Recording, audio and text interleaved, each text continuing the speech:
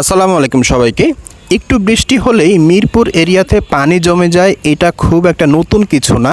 তবে আজকে যতই বৃষ্টি হোক, যতই পানি উঠুক, আমাকে কিন্তু কলেজে যেতেই হবে। কেননা এখন আমি আমার ছোটো ভাইকে নিয়ে যাচ্ছি বাংলাদেশ নৌবাহিনী কলেজ ঢাকাতে। এটা আমার কলেজ, আমার ছোটো ভাই অনেকগুলো কলেজে অ্যাপ্লাই করে, কিন্তু শেষ পর্যন্ত তারও আসে সেই বাংলাদেশ নৌবাহিনী কলেজ ঢাকাতেই। তো ওই কলেজের আমি ছাত্র হলো, আজকে আমার পরিচয় হচ্ছে আমি অভিভাবক হিসেবে যাচ্ছি। রবীন্দ্রনাথের এক কবিতা আছে, আমাদের আমাদের ছোট নদী। আমাদের ছোট নদী। এখন দেখেন এই আমাদের আছে যে মিরপুর নদী, আমাদের মিরপুর নদী চলে বাঁকে বাঁকে, বৈশাখ মাসে তার এই যে হাঁটু জল থাকে। এই যে বাপ দাদারা মধ্যে শুনছিলাম যে বাপ দাদারা হচ্ছে এরকম হাঁটু জলের বহু সংগ্রাম করে তারা হচ্ছে যে স্কুল কলেজ যাইতো। এটা হচ্ছে আমাদের এই দেখেন, আমাদের এই জমানায় এসে আমরা কম সংগ্রাম করছি না, আমরা হাঁটু জলে এখন স্কুল কলেজ যাচ্ছি। সামনে যতই আগাচ্ছি ততই পানির পরিমাণ বাড়ছে। ভাবলাম যে সামনে গেলে হয়তো পানি কমবে, কিন্তু না, হচ্ছে উল্টাটা। প্রথমে মিরপুর 10 নম্বর চলে আসলাম হাঁটতে হাঁটতে, এবং মিরপুর 10 নম্বর থেকে রিক্সা যোগে চলে যাব মিরপুর 14তে। সেখানে একটু হাঁটলেই আমরা চলে যাব আমাদের কলেজ। রিক্সায় করে যখন কলেজ যাচ্ছিলাম তখন মাথায় শুধু একটা কথাই ঘুরছিল। একটা কথা প্রচলিত রয়েছে, রিক্সার প্রথম চাকা যেদিকে যায় পিছনের চাকাও সেদিকেই যায়। অর্থাৎ আমি যে কলেজে ভর্তি হয়েছি, যেই কলেজে পড়েছি, আমার ছোটো ভাইও কিন্তু সেই একই কলেজেই পড়ছে। তো যাই হোক, 14 নম্বর থেকে আমরা রিক্সায় নামলাম এবং হাঁটতে হাঁটতে চলে আসলাম নেভি কলোনির দিকে। কলেজ থেকে চলে আসার পরে এই জায়গাটায় খুব বেশি আসা হয়নি, তবে আজকে খেয়াল করলে দেখলাম যে আশেপাশে কিন্তু অনেক পরিবর্তন হয়েছে। একই জিনিস রয়েছে, কিন্তু তাদের গেট বা আশেপাশে যে পরিবেশটা রয়েছে, পরিবেশটা কিন্তু বেশ অনেক পরিবর্তন হয়েছে। অ্যান্ড ফাইনালি চলে আসলাম সেই আমার কলেজ নৌবাহিনী কলেজ ঢাকাতে। এসে এখানে গেটে কয়েকজন ছোট ছোট বাচ্চা দেখলাম যারা নৌবাহিনী কলেজ স্কুল শাখার স্টুডেন্ট। তো এদেরকে দেখলাম, এদের ইউনিফর্ম দেখে বেশ ভালোই লাগলো, একটা নস্টালজিক ফিল হচ্ছিল। আস্তে আস্তে সামনে গেটে এগিয়ে কলেজের দিকে যাচ্ছি। আশেপাশে যত যা কিছুই আছে সব কিছুই একেবারে নতুন স্ট্রাকচার করা, আমাদের সময় অনেক কিছুই ছিল না। কলেজের কয়েকজন সেকেন্ড ইয়ারের স্টুডেন্টও দেখলাম। কলেজের আশেপাশের পরিবেশ অনেক পরিবর্তন হলো, কলেজের মেইন স্ট্রাকচার কিন্তু আগের মতোই রয়েছে, সেই আগের মতোই লোগো এবং সেই আগের মতোই বিল্ডিং। চলুন তাহলে আপনাদের সাথে কলেজের পরিবেশটা একসাথে উপভোগ করি।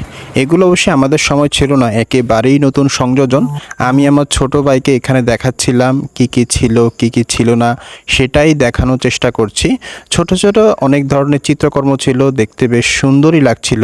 এছাড়াও একটা ছিল সততা স্টোর, এটার অ্যাক্টিভিটি সম্পর্কে আমার খুব একটা ধারণা ছিল না। এছাড়াও ছিল বিভিন্ন স্টুডেন্ট যারা কলেজ থেকে পাশ করে গিয়েছে এবং কোন কোন পাবলিক বিশ্ববিদ্যালয় অথবা মেডিকেল কলেজ, ইঞ্জিনিয়ারিং ইউনিভার্সিটিতে চান্স পেয়েছে, তাদের একটা তালিকা এখানে ছিল। আমরা যখন কলেজে আসি এর একটু পরেই কিন্তু শুরু হয় বৃষ্টি, আর বৃষ্টিতে বিশেষ করে স্কুল সেকশনটাতে কিন্তু বেশ চমৎকার লাগে। নৌবাহিনী কলেজের সেই বিখ্যাত হলুদ বাস, আর একটু পরেই দেখলাম যে বৃষ্টিতে অনেক বেশি মজা করছে স্কুল সেকশনের ছোট ছোট বাচ্চারা। আমি আগেই বলেছিলাম আমার অনেকটাই নস্টালজিক ফিল হচ্ছিল। আমার যখন বৃষ্টি হচ্ছিল তখন মনে হচ্ছে সেই বাচ্চাদের সাথে আমিও একটু বৃষ্টিতে ভিজি। আর একটু পরেই যখন নেভি কলোনির মাঠের দিকে গেলাম, দেখতে পেলাম যে ছোট্ট একটা বাচ্চা, স্কুল সেকশনেরই বাচ্চাটা দৌড়ে মাঠের মধ্যে বৃষ্টিতে ভিজছে। খুব সম্ভবত তারই ছোট ভাই তার সাথে ভিজছে। তাকে দেখে দেখে আরও দুইজন বাচ্চা তাদের সাথে ভিজার জন্য, তাদের সাথে খেলার জন্য যাচ্ছে। আমার নিজের শরীরটা একটু খারাপ ছিল, না হলে আমারও খুব ইচ্ছা করছিল তাদের সাথেও আমি খেলি। আগেই বলেছিলাম কলেজের অবকাঠামোর দিক থেকে অনেক পরিবর্তন হয়েছে, তবে যেই পরিবর্তনটা সবচেয়ে বেশি আমার নজরে এসেছে সেটা হচ্ছে কলেজের মধ্যেই একটা ইনডোর স্পোর্টস কমপ্লেক্স এবং জিমনেশিয়াম করা হয়েছে। যে জিনিসটা আমাদের সময় একেবারেই ছিল না। এখন ইনডোরে কিন্তু বেশ অনেক ধরনের খেলার এখানে ব্যবস্থা রয়েছে, যে জিনিসটা আমার কাছে বেশ ভালো লেগেছে। এছাড়াও পাশেই যে মসজিদটা দেখতে পাচ্ছেন, আমাদের সময় মসজিদ ছিল, তবে এত বেশি সুন্দর গোছানো মসজিদ কিন্তু আমাদের সময় ছিল না। এবং পাশেই দেখলাম যে দেয়ালের মধ্যে সুন্দর সুন্দর অনেক ধরনের গ্রাফিটি আঁকা রয়েছে, যা কলেজের সৌন্দর্যকে অনেক বেশি বাড়িয়ে তুলেছে। আর সত্যি বলতে আমার অনেক ইচ্ছা ছিল আমার যে সম্মানিত স্যাররা রয়েছেন তাদের সাথে আমি দেখা করব, তাদের সাথে কথা বলবো। তবে ব্যক্তিগতভাবে আমার শরীরটা খারাপ হওয়ার কারণে স্যারদের সাথে এইভাবে কথা বলার সুযোগ হয়নি। এখন দেখতে পাচ্ছেন যে মোয়াজ্জেম হল, সেটা কিন্তু রয়েছে সেই আগের মতোই। বলতে বলতে যেটাই বলছি বলছিলাম যে আমার শরীরটা খারাপ ছিল, ভাবলাম যে দ্রুত কাজ শেষ করে চলে যাই।